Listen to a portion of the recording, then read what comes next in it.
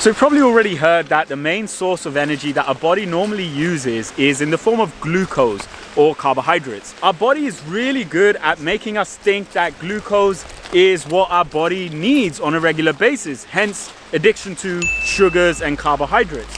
But what happens when we stop eating glucose is our body switches into another biochemical mode known as ketosis, and that's when our body starts producing things known as ketone bodies. This is sort of our body's way of switching into starvation mode and producing a fuel that can be used by our brain and our muscles when there's no glucose or no food in the environment. When our body's under ketosis, it can burn fats and produce these ketone bodies that can act like another fuel source. Although they might not be as efficient as glucose in giving us the necessary energy that we need, it's a great way of our body helping us to survive under starvation. If you've recently shifted onto a keto diet, then you probably already know that the first phase or the induction phase is probably the hardest phase that you're gonna go through. A lot of people suffer from what is known as keto flu, and that's when we start feeling a bit nausea, we feel a bit sick. A lot of people start getting headaches along with that sickness, and that's really when we're starting to burn a lot of glycogen. Glycogen is a fuel source that our liver produces from all of that glucose and other carbohydrates that we've ingested.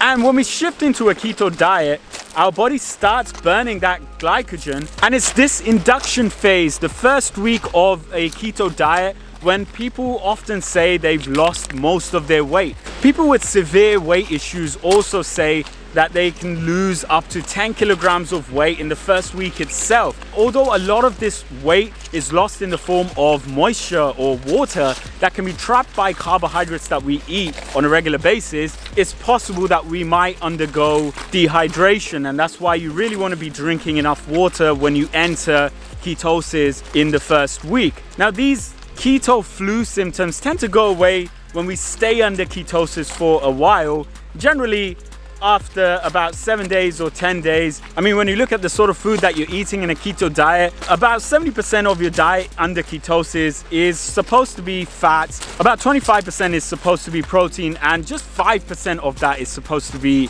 in the form of carbohydrates. So that translates to less than 15 grams of carbohydrates per day.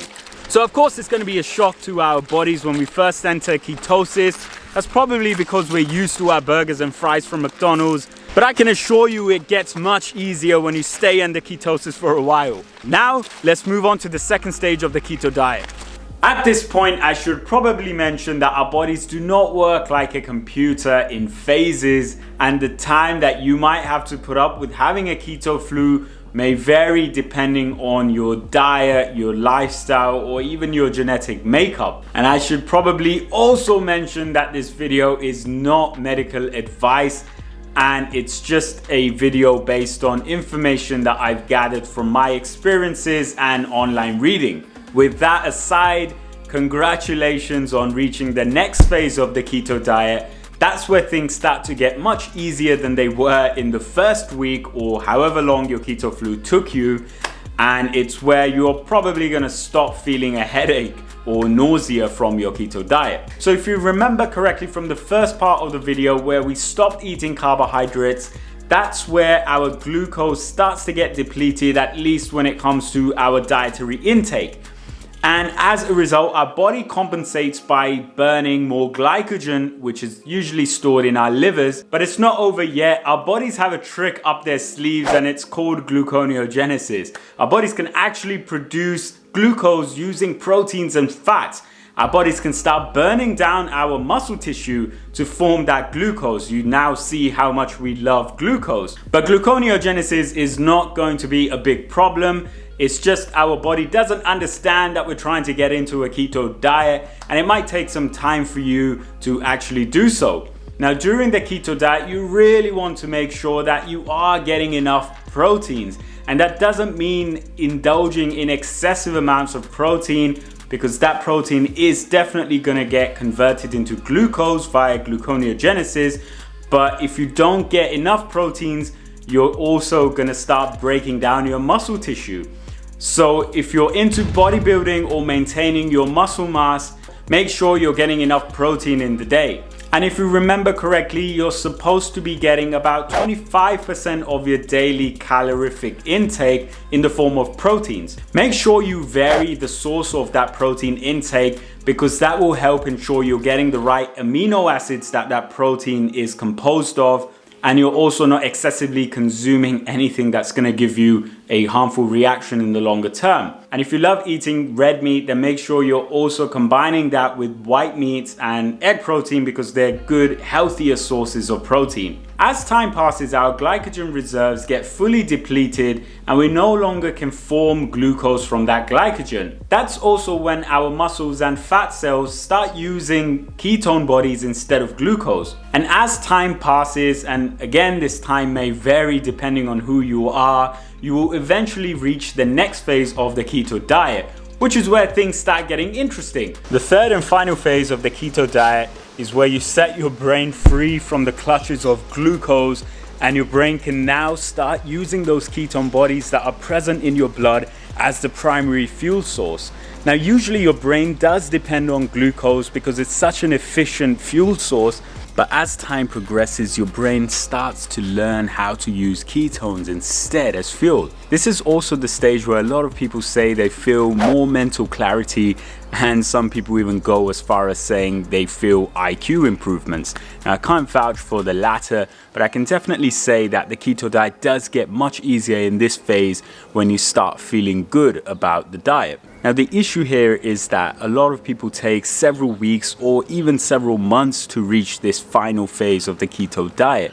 Now, there's even a chance that you may get completely tired and sick of the keto diet before you even reach this phase if your body takes too long to reach it. But one thing is for sure, you're definitely going to see the weight loss benefits of the keto diet even if you don't reach this phase.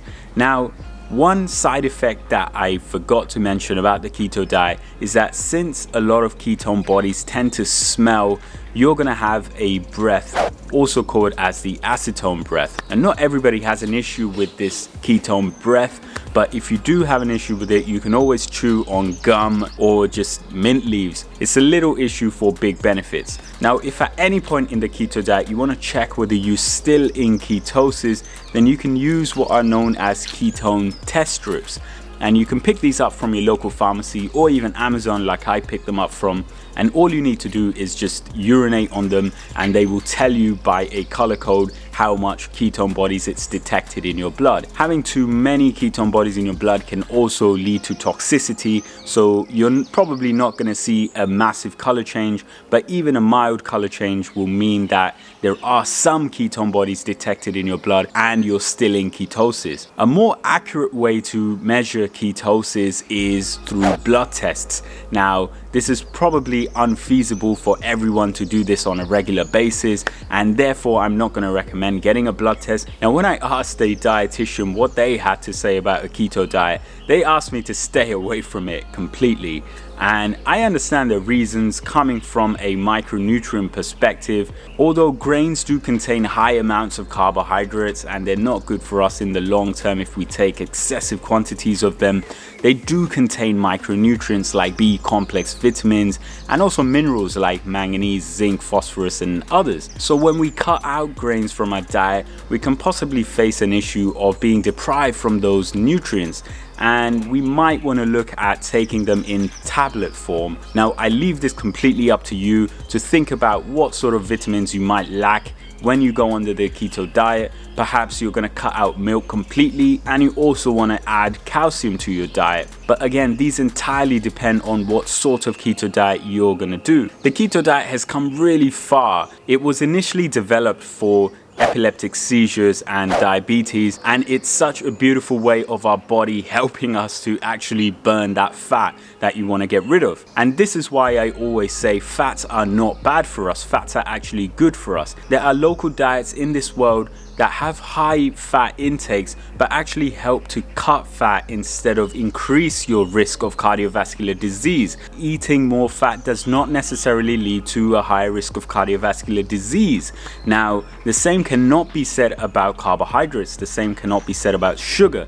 If you eat too many of those, one thing's for sure, you're probably going to be damaging your health in the longer term. Now, one other thing that I noticed in the keto diet is that short bursts of energy seem to be a bit more tiring when you're in ketosis, but longer bursts of energy, like running longer distances or walking longer distances, seem to be less tiring when you're in the keto diet. That sort of makes sense because fats burn for a longer amount of time. They have a higher calorific value compared to carbohydrates, which our body normally starts to burn under short periods of time. Now, if you find the keto diet too extreme, or if your doctor or dietitian has recommended you not to do it and you want to heed their advice, then perhaps you want to try something like a low carbohydrate diet. In the low carb diet, you can restrict your carb intake to less than, let's say, 50 grams per day. The low carb diet can also be good if you're looking for weight loss benefits, but not necessarily doing something that's biologically extreme, or if you feel like it's biochemically extreme. What is important is that whatever diet you choose, you stick with it and you don't have a relapse and go back to eating junk food. I hope you enjoyed this episode. Good luck with your diet